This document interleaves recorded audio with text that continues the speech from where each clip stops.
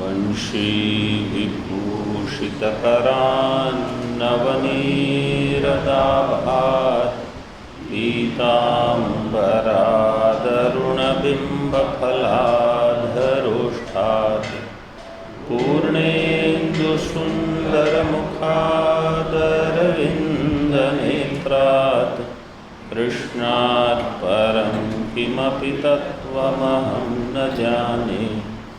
शङ्करं शङ्कराचार्यं केशवं बादरायणं सूत्रभाष्यकृतौ वन्दे भगवन्तौ पुनः पुनः। ईश्वरो गुरुरात्मेति मूर्तिभेदविभागिने व्योमवद्व्याप्तदेहाय दक्षिणामूर्तये नमः। ओम शांति शांति शांति।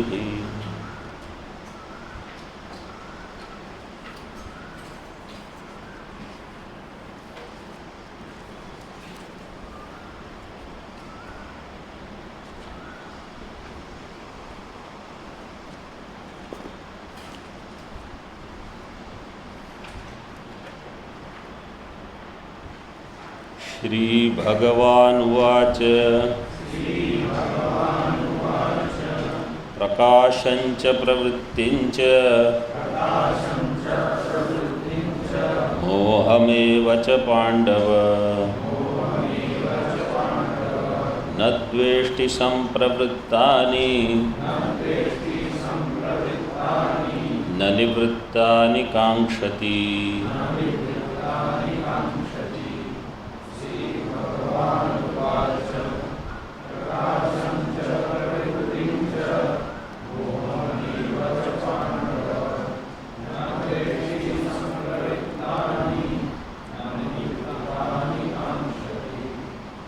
गुणातीत के लक्षण उसके लिंग बता रहे हैं, चिन्ह, क्योंकि कैर्लिंगैर गुणानेतान ऐसे प्रश्न किया था। तो कौन से लिंग से ये युक्त है उसका उत्तर दे रहे हैं। प्रकाशंच प्रवृत्तिंच मोहमेव च पांडव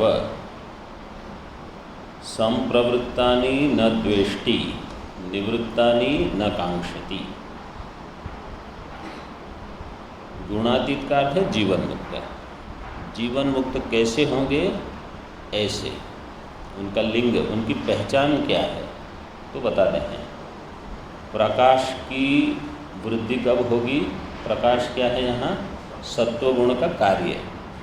पहले देख लिया है हमने ये। सत्वगुण का कार्य है प्रकाश। प्रवृत्ति रजोगुण का कार्य और मोह तमोगुण का कार्य। तो प्रकाशंच प्रवृत्तिंच मोह संप्रवृत्तानि, जब ये प्रवृत्त होते हैं, इसका अर्थ है जब सत्वगुण प्रवृत्त होगा तो उसका कार्य दिखेगा, रजोगुण प्रवृत्त होगा तो उसका कार्य दिखेगा। न द्वेष्टि, उनको द्वेष नहीं करता, और निवृत्तानि न कांक्षति, जब ये निवृत्त हो जाते हैं तो इनकी इच्छा नहीं करता। गुणातीत में तो जैसे साधक होता है, अगर वो सात्विक हैं तो उनका स्वभाव ये है कि सत्वगुण बना रहे। तो अगर वो सत्वगुण की जगह पर रजोगुण आ गया तो द्वेष्टि,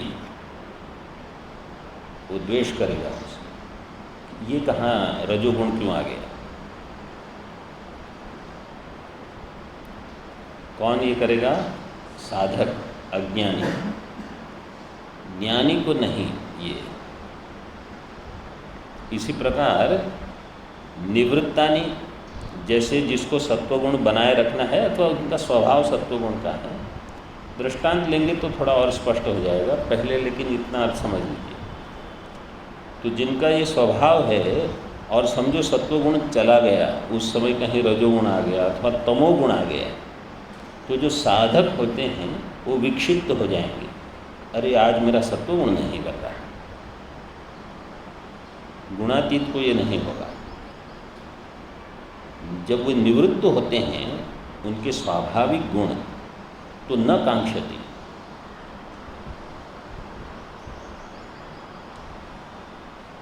अब ये समझने के लिए ही पहले किसी को भय लगेगा कि अच्छा ये भी एक परिस्थिति होगी, हो सकती है।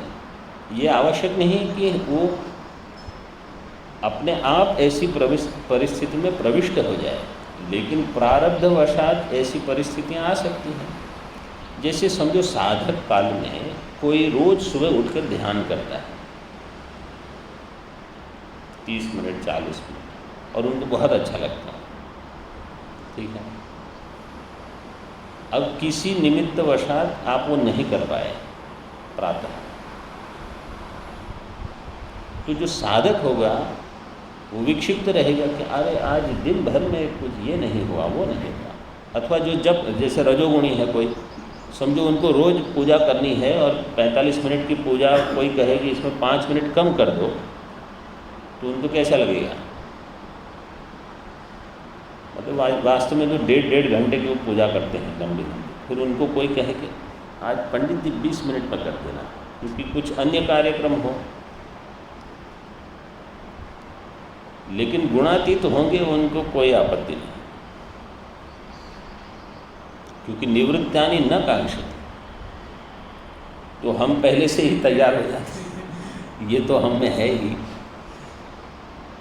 ये किस लिए? क्योंकि वो अपने आप को गुणों से अतीत मानता है, जानता है, इसलिए। तो ज्ञानी को साधन की आवश्यकता नहीं है, साधक को साधन चाहिए साध्य तक पहुंचने के लिए, जो स्वयं अपने आप को ही साध्य समझ चुका है कि मैं ही ब्रह्म हूँ। अब उन्हें कौन सा साधन चाहिए? तो किसी परिस्थितिवशात कुछ नहीं कर पाओ तो ठीक है,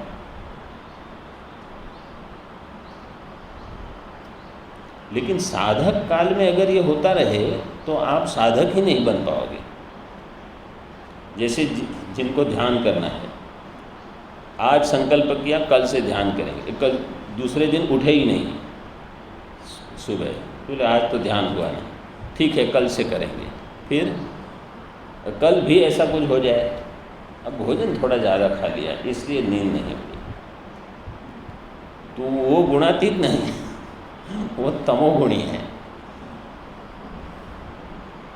गुणातीत के अन्य लक्षण भी जो हैं सभी घटने चाहिए ऐसे। तो ऐसे जो लक्षण जब हम पढ़ते हैं, इनका प्रयोजन केवल ये दिखाने के लिए है कि आपको न किसी गुण बना रहे इसमें आग्रह है, अथवा कोई गुण न जाए इसमें आग्रह है। जो आता है वो आ सकता है, जो जाता है वो जाए।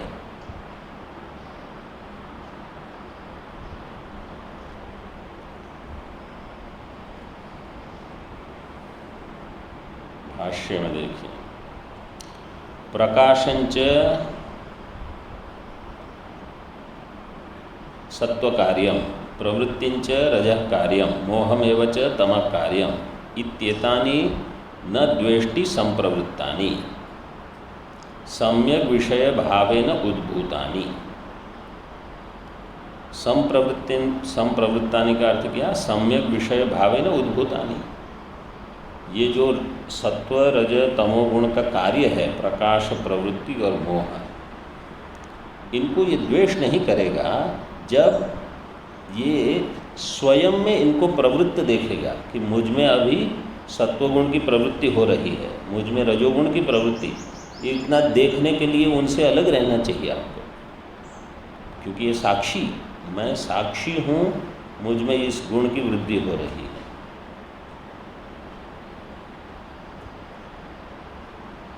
तो इसको जानते हुए, और कैसे होंगे संप्रवृत्तानि, तो कैसे प्रवृत्त कैसे होंगे? सम्यक विषय भावेन उद्भूतानि, सम्यक विषय उसके अनुरूप जो विषय हो उससे उद्भूत होते हैं। जैसे समझो आप कुछ, समझो हम गंगा जी गए हैं, स्नान करके आए और सीधे मंदिर जाना है, कुछ पाठ करना है, करते हैं हम। जैसे पहले तो गंगा दशहरा में कभी कोरोना समय में ऐसे ही किया था, वहाँ पाठ करने को नहीं, केवल स्नान करके आ गए थे। तो जैसे अंदर अथवा ग्रहण काल में भी फिर पाठ करते हैं मंदिर में, तो उस समय जो रजोगुण रहता है, जैसे मंदिर में पाठ शुरू होता है वो रजोगुण शांत हो जाता है। तो क्यों? क्योंकि उसका विषय वहाँ अब उपलब्ध हो गया। पहले रजोगुण का विषय था, कुछ प्रवृत्ति चल रही थी, अब सत्वगुण का विषय आ गया। सत्वगुण का विषय होने से सत्वगुण में प्रवृत्ति होगी। और कब तमोगुण का विषय हो, तमोगुण का साधारण अर्थ जो यहाँ दिया है, प्रमाद, मोह, तमः, आलस्य, आलस्य, प्रमाद और तमः, मोह। मोह का अर्थ है जड़ से तादात्म्य बढ़ जाए। जैसे देह से तादात्म्य इतना हो जाए कि मैं ब्रह्म हूँ, ये वृत्ति तो उद्भूत ही नहीं हो रही, अरे प्रयास करने पर भी। तो ये है तमोगुण का कार्य। और रजोगुण का कार्य, आपको कोई फल दिख रहा है वहाँ कि मुझे ये फल चाहिए, फल मतलब कर्म का फल, मुझे ये चाहिए, मुझे वो चाहिए, बस। तो देह से तादात्म्य वहाँ इतना नहीं है जितना उस विषय के प्रति आसक्ति बढ़ गई, विषय की कामना से कर्म में प्रवृत्ति, ये रजोगुण करवाएगा।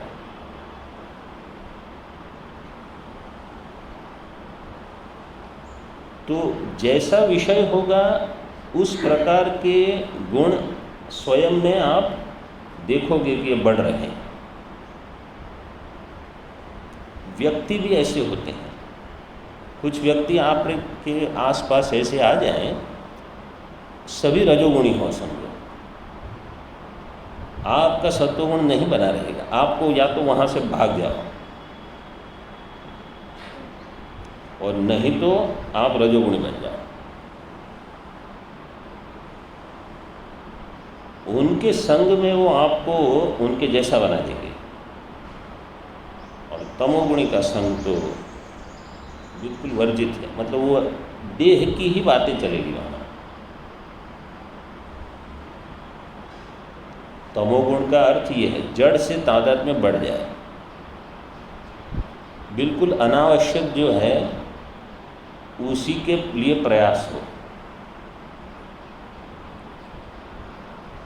तो ऐसे विषय होने से ऐसा कार्य होगा। टीका में देखिए, तानि सम्यक्दर्शी न द्वेष्टि इति उक्तमेव स्पष्टयितुं निषेध्यम असम्यक्दर्शिनो द्वेषम तेषु प्रकटयति। तानि सम्यक्दर्शी न द्वेष्टि, जो सम्यक्दर्शी ज्ञानी है वो उनका द्वेष नहीं करेगा, क्योंकि उनके साक्षी बनकर वो वहाँ उपस्थित है। ये गुण आ रहे हैं, जा रहे हैं, मैं इनका केवल दृष्टा हूँ।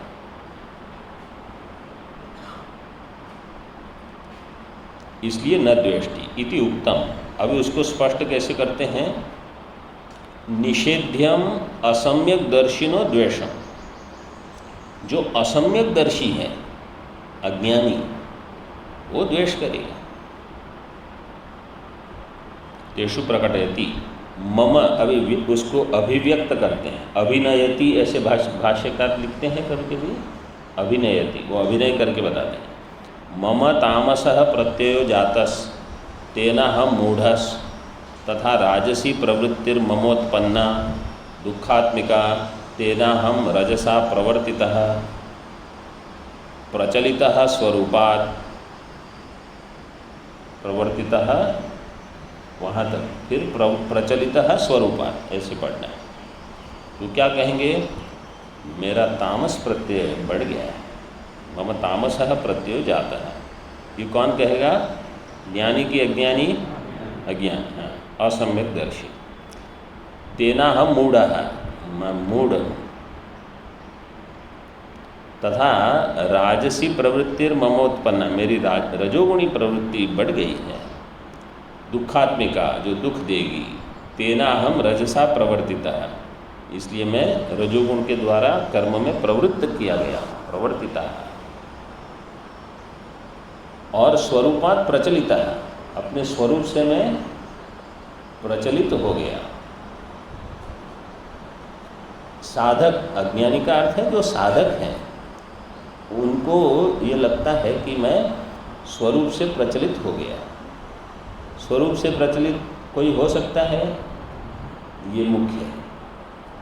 लेकिन उस अज्ञान काल में हमको लगता है कि मैं स्वरूप से प्रचलित हो गया। अब मांडू के भाष्य में ही आएगा इसके अंतिम कारिका में, इस अध्याय के। जो केवल ध्यान करते हैं, ज्ञान नहीं है उनमें, महावाक्य विचार नहीं किया। और जो अन्य हैं जिन्होंने महावाक्य विचार करके, निधिध्यासन करके मैं ब्रह्म हूँ ये जान लिया, इनमें भेद क्या होगा? ये भेद होगा। जो योग दर्शन वाले हैं उनको अगर द्रष्टु स्वरूपे अवस्थानम नहीं है तो प्रचलित है स्वरूपाय, अपने स्वरूप से मैं प्रचलित हो गया, गिर गया है। ज्ञानी जानता है कि मैं ब्रह्म हूँ, ब्रह्म कहाँ गिरेगा। निष्ठा कैसी हो कि आप कभी विचलित ना हो, उसको कहते हैं निष्ठा। ऐसे नहीं कि थोड़ा कुछ हो गया, किसी ने कुछ कह दिया तो आप जीव भाव में आ गए, वो ब्रह्मनिष्ठ नहीं। पूरा ब्रह्मांड अगर गिर जाए तो क्या है, कोई आपत्ति नहीं, ऐसी निष्ठा हो।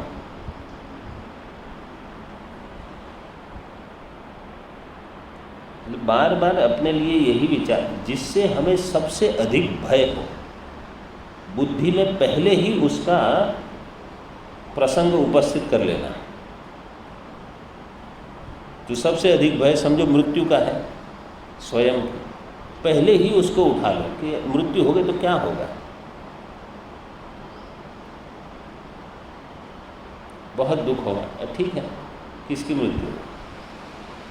इस प्रसंग को बुद्धि में उपस्थित करके इसी का पहले ही अभ्यास कर लो।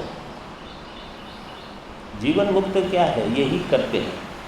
उनको जब परिस्थिति आएगी तो कहाँ भय होगा, वो पहले से सब कर चुके हैं। ज़्यादा से ज़्यादा क्या होगा, वो पहले ही अभ्यास कर लिया है।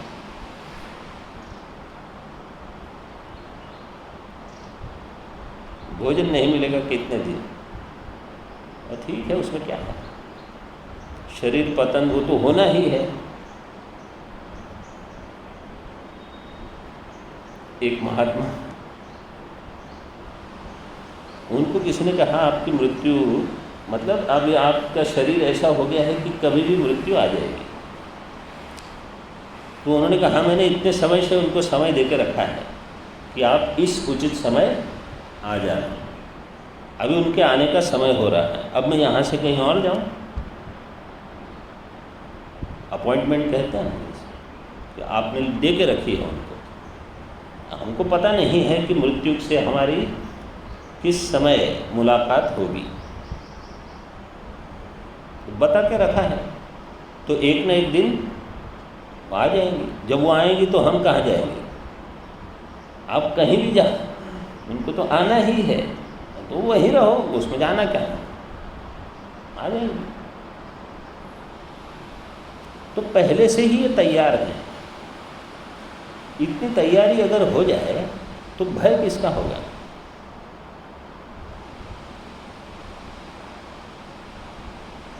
इन चीज़ों के लिए विचार ऐसा हो कि आपको कभी भय ना हो।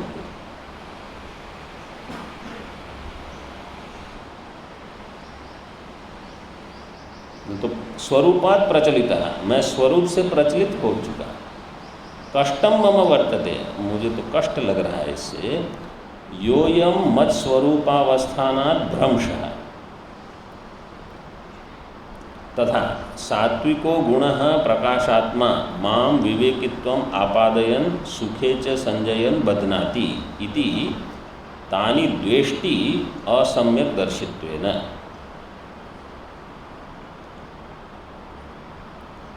सात्विक गुण जो है वो प्रकाशात्मा, मतलब इसको ऐसे देख सकते हैं, जो सात्विक है वो क्या सोचेगा, तामसः प्रत्ययो जातः, वहाँ से स्वरूपात् प्रचलितः कष्टम मम वर्तते, यो मत स्वरूप अवस्थानात् भ्रंशः, यहाँ तक। तो सात्विक जो होगा वो ये सोचेगा। राजसिक क्या सोचेगा, ये सत्वगुण आया है अभी, सात्विको गुणः प्रकाशात्मा माम विवेकित्वम आपादयन सुखे च संजयन बध्नाति, ये मुझे सुख से बांध रहा है। कौन? सात्विक गुण। कौन सोचेगा ये? राजसिक। जो रजोगुणी व्यक्ति है वो सोचेंगे कि ये सत्वगुण कहाँ से आ गया मुझमें, मतलब ऐसे कोई कहेगा नहीं। इनका दृष्टांत आपको देखना है। जो रजोगुणी होते हैं वो कहीं पूजा में बैठे हैं अथवा कोई प्रवचन में है, वो उनके फ़ोन को ही देखते रहेंगे। अभी कोई किसी का फ़ोन आएगा, फिर इतने करोड़ का ये होगा, फिर वो वहाँ ये इतने लाख, यही सोचते हैं वो जहाँ बैठे होंगे वहाँ। ठीक।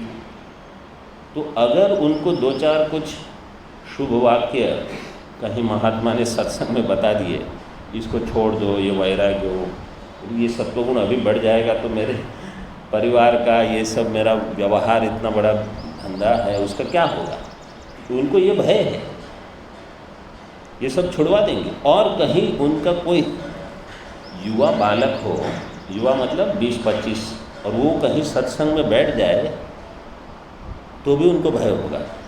क्यों? ये सब छोड़ के ये साधु बना देंगे, ये लोग सब स्वयं तो बिगड़े हुए हैं और ये हमारे इनको भी बिगाड़ देंगे। बोले हाँ हाँ चलो बाद में ये पढ़ना, पहले जाओ काम करो।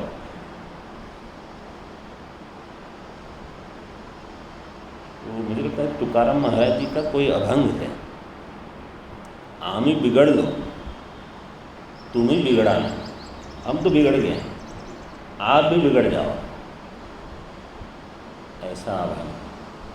मतलब हमने छोड़ दिया है सब, अब आप भी छोड़ दो बाकी सब, ऐसे।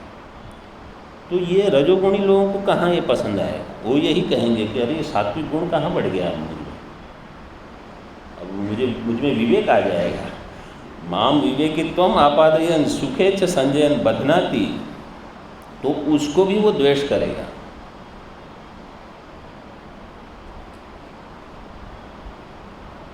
और वैसे ही तमोगुणी भी,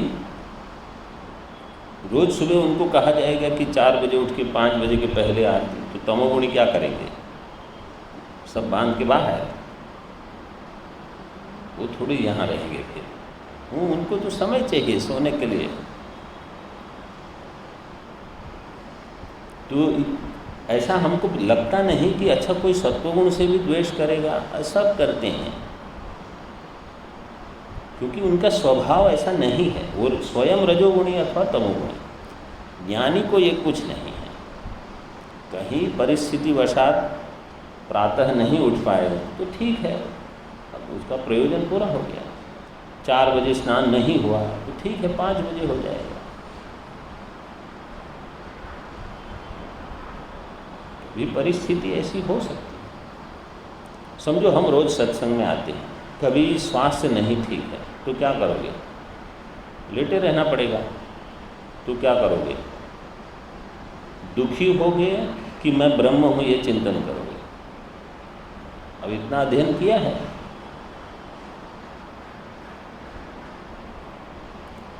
सम्यक दर्शिनः संप्रवृत्तेषु प्रकाशादिषु द्वेषाभावम उपसंहरति। जो सम्यक दर्शी है, संप्रवृत्तेषु प्रकाशादिषु, ये प्रकाशादि जो प्रवृत्त हो रहे हैं उनको द्वेष का अभाव, सम्यकदर्शी को कोई द्वेष नहीं होगा। द्वेषाभावम उपसंहरति तदेवं गुणातीतो न द्वेष्टि संप्रवृत्तानि। जब इनकी प्रवृत्ति होगी तो गुणातीत जो है वो द्वेष नहीं करेगा।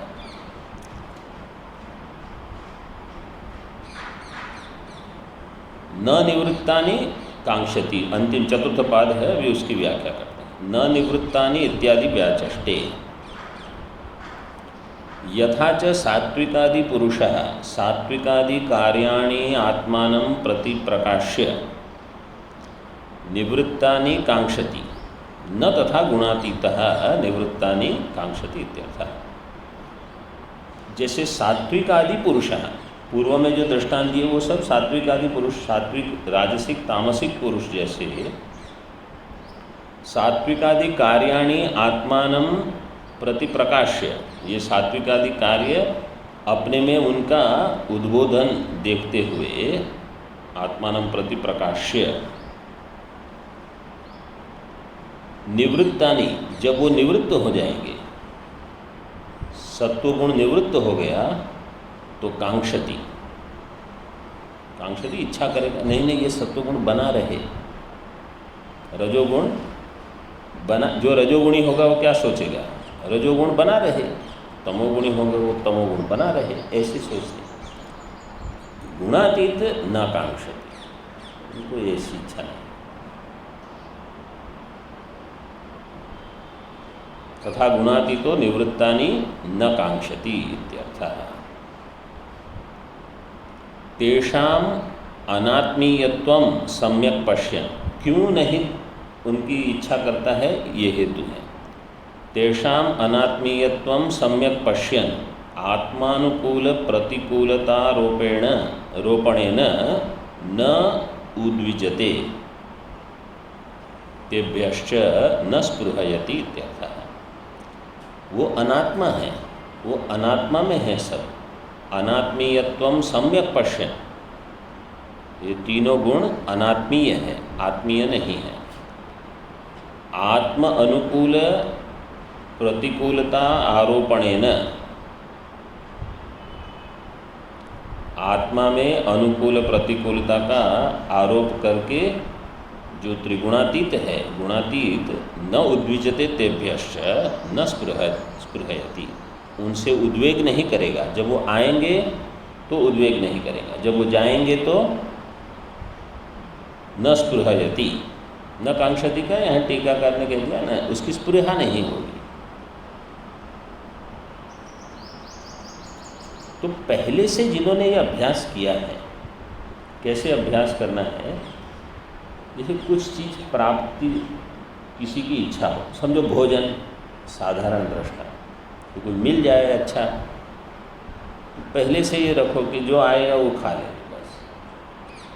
इसलिए क्षुद्व्याधिश्च चिकित्स्यताम प्रतिदिनम भिक्षौषधम भुज्यताम स्वाद्वनम नियतुजाच्यताम। इसी प्रकार पहले हमने देखा तुल्य निंदा स्तुतिर्मौनी, निंदा हो चाहे कोई अच्छा कहेंगे आपको, कोई नहीं कहेंगे, अथवा वही व्यक्ति 4 दिन पहले कुछ बुरा कह देंगे, फिर अच्छा कहेंगे, फिर बुरा कह देंगे, तो क्या ये प्रमाण है? अगर आप उनको महत्व दोगे कि जो ये कहेंगे वो बहुत महत्वपूर्ण है, तो फिर आप दुखी हो जाओगे। ये प्रमाण ही नहीं है, हमारे लिए केवल श्रुति प्रमाण है। जो जीवन मुक्त महात्मा है वो प्रमाण है, वो कहेंगे, उनके वाक्य में महत्व है। बाकी किसी कोई स्तुति कर भी ले, समझो अरे स्वामी जी आप बहुत अच्छे हो, अच्छा ठीक है, फिर 4 दिन बाद आप बहुत बुरे हो, तो क्या है? आपने जब पहले महत्व नहीं दिया तो अब दोनों मिथ्या है, निंदा स्तुति दोनों। स्वानुभव सिद्धं गुणातीतस्य लक्षणम उक्तम इत्याह। ये बहुत ही महत्वपूर्ण है, अगला जो वाक्य है ये भी, स्वानुभव सिद्धं गुणातीतस्य लक्षण। गुणातीत का जो लक्षण है वो परलिंग से ज्ञात नहीं है, स्वानुभव सिद्ध।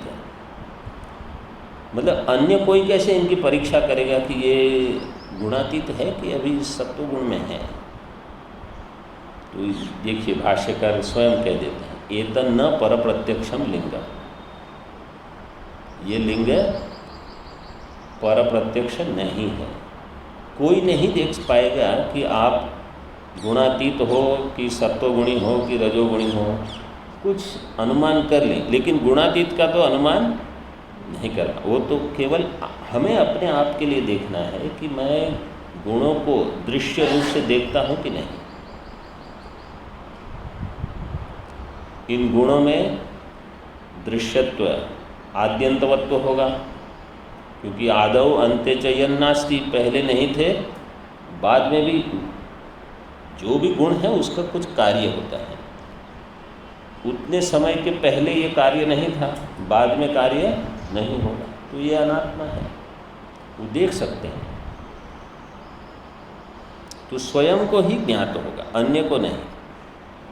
एतन न परप्रत्यक्षम लिंगम किं तर्हि स्वात्म प्रत्यक्षत्वात् आत्म विषयमेव एतल लक्षणम। ये केवल आत्म प्रत्यक्ष है, हमारे ही लिए है ये। इसमें तो इसलिए अन्य किसी को इसके कहाँ तक पहुँचे हैं, गुणातीत वो कैसे हैं, वो गुणातीत है कि नहीं, अब आप उनकी चिंता मत करिए। और जब जैसे ये भूमिकाएं होती हैं योग वासिष्ठ, ये महात्मा तृतीय भूमिका में है, वो शायद पंचम भूमिका में है। अब आप अपना देखो कि आप प्रथम में हो कि द्वितीय में हो कि तृतीय। अन्य कौन कहाँ है वो कोई उसकी आपको चिंता की आवश्यकता नहीं है। परप्रत्यक्षत्वा भावम प्रपंचयति, परप्रत्यक्षत्व का अभाव बताते हैं। स्वात्म प्रत्यक्ष ही है, परप्रत्यक्ष नहीं है। क्यों? नहीं स्वात्म विषयम द्वेषम आकांक्षाम वा परः पश्यति। स्वात्म विषयम द्वेषम अथवा स्वात्म विषयम आकांक्षाम परः न पश्यति। अन्य को कैसे पता चलेगा कि कहीं इनको गुण से द्वेष है कि इनकी आकांक्षा करते हैं? आपको ही प्रत्यक्ष होगा। इसलिए किसी को जाके पूछना नहीं है कि आपको क्या लगता है मैं गुणातीत हो गया कि नहीं, आप बोल दीजिए। तो कोई महाराज जी बताते हैं दृष्टांत, कोई पूछते हैं कभी यार, अथवा कोई कहेंगे उन्होंने कह दिया। अब उन्होंने क्या कह दिया आपको पता है कि नहीं? स्वात्म विषयम कहा, विषयम तो नीचे टीका में दिया है आश्रयो विषय। व्याख्यान इसमें है आश्रय और व्याख्या है विषय। मतलब अपने ही अब ये गुण अपने में आश्रित होंगे, द्वेष अथवा आकांक्षा हम में आश्रित होंगे, मतलब हमको ही इसका भान होगा, अन्य को नहीं। श्लोक बोल लीजिए।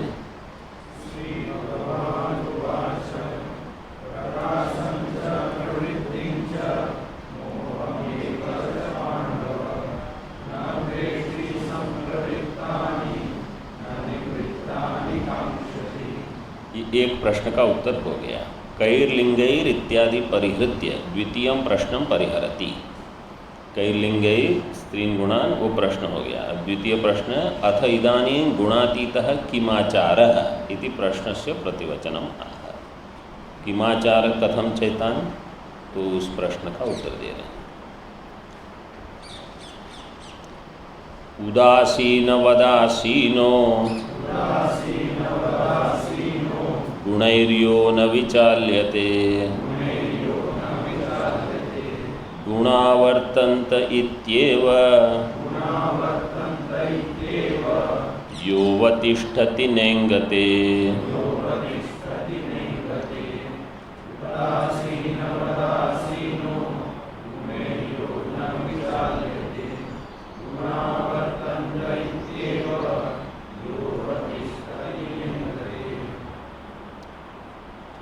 आसीनः, आसीन शब्द कैसे बनेगा? धातु आस उपवेशन है धातु, फिर आगे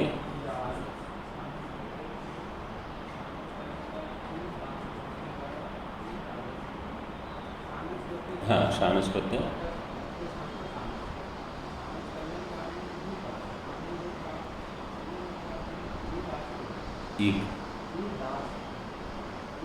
ईदास, ईदास, ईदास, ईदास आसीन बन जाएगा। उदासीनवद आसीन। उत उपसर्ग का यहाँ अर्थ क्या करेंगे? हिंदी में उदासीन शब्द का अर्थ क्या करते हैं? ये उदास बैठे, ये वेदांत में वो अर्थ नहीं। उत का अर्थ है ऊपर उठ जाना। ऊपर उठने का अर्थ है स्वयं को पारमार्थिक सत्य जान लेना। ये जो गुण हैं ये व्यावहारिक हैं और मैं पारमार्थिक हूँ। ये हो गया उदासीन होना। ऊपर बैठ गए आप, तो जब आप ऊपर बैठे हो तो नीचे की चीज़ों से आपको स्पर्श नहीं होगा। तो ज्ञानी ऊपर बैठ गए। ऊपर बैठने का अर्थ ये है स्वयं की एक स्थिति जो है पारमार्थिक, उसमें स्थित है। पंचदशी सप्तम अध्याय तृप्ति दीप में ऐसे बताया है, अज्ञानी का एक अहम होता है, अज्ञानी के दो। ये प्रसंग किसी को याद है?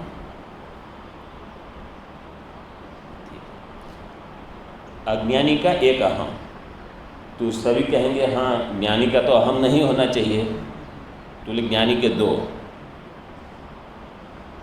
कैसे? एक पारमार्थिक अहम, तो जब शास्त्र चिंतन होता है अथवा वो अध्यापन करते हैं तो अहम नित्य शुद्ध बुद्ध मुक्त सत्य स्वभाव है सच्चिदानंद स्वरूप है। यहाँ जो व्यापार होता है अहम का, चिदानंद रूप है शिवोहम शिवोहम, ये जो अहम है ये मुख्य अहम है उनके लिए, ज्ञानी का। और ज्ञानी भी व्यवहार करेंगे, और कहीं जाते हैं आते हैं, मतलब मैं वहाँ गया था, मैंने भोजन कर लिया, तो वो जो अहम है वो बाधित अहम वो भी रहेगा। दोनों प्रकार से व्यवहार कर सकते हैं। ये ज्ञानी उभयचर होते हैं।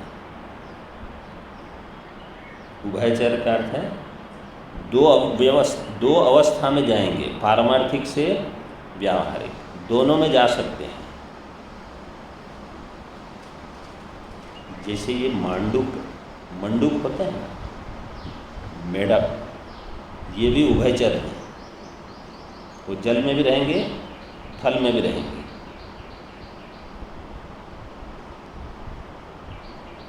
जब आवश्यक हो आप पारमार्थिक, जब आवश्यक हो व्यवहार, और मिलाएंगे नहीं। वो दृष्टांत दे रहे थे, अभी हम गए थे वहाँ साधना सदन में, तो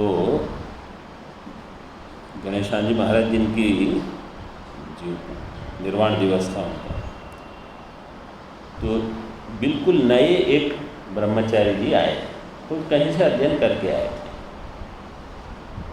उन्होंने पूछा आपका नाम क्या है? तो नाम क्या है, हम तो नाम रूप से परे हैं, ऐसे कुछ बता दिया उन्होंने। उन्होंने कहा ब्रह्मचारी जी व्यवहार और परमार्थ को कभी एक मत कर दीजिए। दिन रात हम यही पढ़ाते हैं, सुबह शाम, लेकिन जब प्रश्न पूछा जाए तो सीधे उत्तर दीजिए।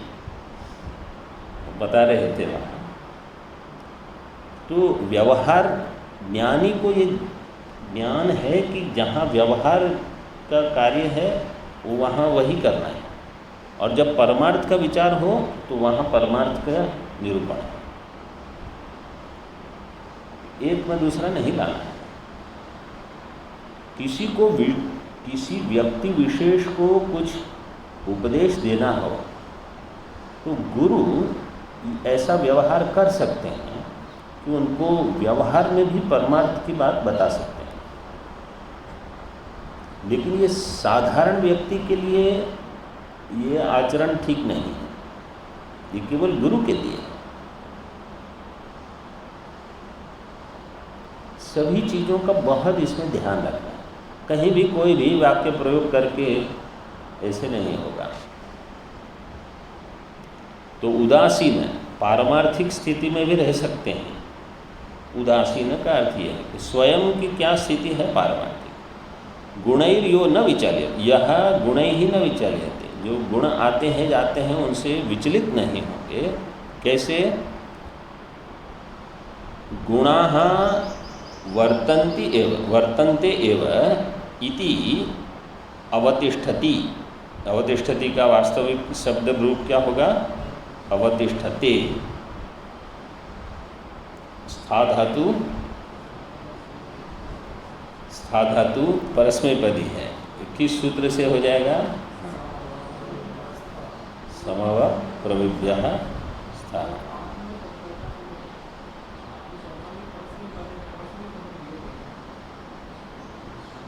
लेकिन वो सूत्र है, वो देख आगे आएगा, भाष्य में आएगा।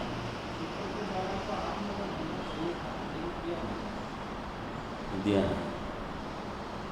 सूत्र भाष्य में दिया। छंदो भंग के भय से भगवान ने नहीं किया। न इंगते, पहले तो गुणा वर्तन्ते, इसका अर्थ क्या है? गुणाः गुणेषु वर्तन्ते। गुणाः वर्तन्ते का अर्थ करेंगे गुणाः गुणेषु, ये गुण ही गुण में काम कर रहे हैं। यहाँ शरीर मन बुद्धि जो है ये त्रिगुण है, बाह्य विषय जगत है वो त्रिगुण। ये एक त्रिगुण दूसरे त्रिगुण से कर रहे हैं। सुखी हो दुखी हो ये सब अपनी ही परिस्थिति, ये एक हो गया। और न इंगते, न इंगते का अर्थ है स्वरूपावस्थान से चलन नहीं होता। अब टीका देखिए, भाष्य देखिए। उदासीनवत टीका में दृष्टांतम व्याचष्टे यथा उदासीनो न कस्यचित पक्षम भजते।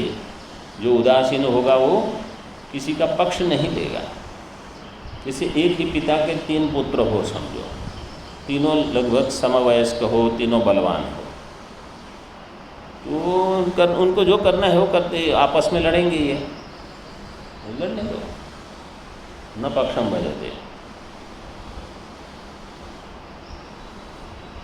तथा ये दृष्टांत हो गया।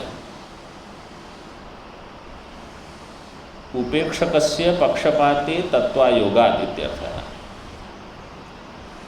आप उपेक्षा भी कर रहे हो और पक्षपात भी करोगे तो तत्वायोग नहीं, तत्वायोग हो गया। उपेक्षकस्य पक्षपाते, उपेक्षा करना और पक्षपात नहीं हो सकता, तत्वायोगाद इत्यर्थः। आत्मविद आत्मकौटस्थ्य ज्ञानेन आसीनो निवृत्त कर्तृत्वाभिमानो अप्रयतमानो भवति इति दार्ष्टान्तिकम आह। उसका दार्ष्टान्त बताते हैं। आत्मज्ञानी कैसे हैं? आत्मकौटस्थ्य ज्ञानेन, आत्मा में ये कूटस्थ मैं ब्रह्म हूँ, इस ज्ञान से आसीनः निवृत्त कर्तृत्वाभिमान, कर्तृत्व अभिमान जिसका निवृत्त हो चुका है। अप्रयतमान है, बिल्कुल कोई प्रयत्न नहीं कि सत्वगुण बना रहे, रजोगुण बना रहे, तमोगुण कुछ नहीं। इति दाष्टान्तिकमाह। तथा अयम गुणातीतत्व उपाय मार्गे अवस्थित आसीनः आत्मविद गुणैर यह सन्यासी न विचाल्यते। देखिए भगवान भाष्यकार ने यहाँ सन्यासी शब्द दे दिया। पूर्व में भक्त में भी कह दिया था सन्यासी, यहाँ भी सन्यासी। सन्यास का प्रयोजन पिछली बार बता दिए थे हम। कर्म सन्यास हो तो ज्ञान निष्ठा सरल हो जाएगी। कर्म सन्यास के अभाव में ज्ञान निष्ठा नहीं होगी, क्योंकि राग द्वेष कर्म का कार्य ही है। सर्वारंभा ही दोषेण धूमेन अग्निरिवावृता। जहाँ साधारणतः अग्नि होगी तो धूम हो जाएगा, इसी प्रकार साधारणतः कर्म होगा तो कहीं न कहीं राग द्वेष हो जाएंगे, पक्षपात होगा। तो ये कैसे हैं? निवृत्त कर्तृत्व अभिमान। ये शब्द देखिए, ज्ञानी के लिए भी कुछ अभिमान है। क्या अभिमान है? निवृत्त कर्तृत्व। निवृत्त कर्तृत्व का अभिमान बहुत अच्छा अभिमान, क्योंकि अभी आप कर्तृत्व लोगे ही नहीं। संन्यास का अर्थ क्या है? निवृत्त कर्तृत्व। जिसने कर्तृत्व का त्याग कर दिया है वो सन्यासी है, तो अब वो कर्म नहीं करेगा। ऐसे तो तथायम गुणातीतत्व उपाय मार्गे अवस्थितः। गुणातीतत्व उपाय मार्गे अवस्थितः। उपाय मार्गे अवस्थित का अर्थ क्या है? ये जो गुणातीत बनने के लिए प्रयास कर रहा है, आसीनः आत्मविद, ऐसा जो ज्ञानी है तो गुणों के द्वारा विचलित नहीं होगा। गुणै ही यह सन्यासी न विचाल्यते। क्यों? विवेक दर्शनावस्थातः। विवेक दर्शन का वहाँ भाव है। विवेक दर्शन की अवस्था होने से, पंचमी हेतु के लिए, विवेक दर्शनावस्थातः, विवेक का दर्शन सतत हो रहा है उसको। टीका में गुणातीतत्व उपाय मार्गो ज्ञानमेव। गुणातीतत्व का उपाय का मार्ग क्या है? ज्ञान मार्ग। ज्ञानमेव शब्दादिभेर विषयैरस्य कूटस्थत्व ज्ञानात् प्रच्यवनम आशंक्य आह। शब्दादि विषयों के, अच्छा यहाँ छोड़ते हैं। ओम पूर्णमदः पूर्णमिदं पूर्णात् पूर्णमुदच्यते पूर्णस्य पूर्णमादाय पूर्णमेवावशिष्यते। ओम शांति शांति शांति। शंकरं शंकराचार्यं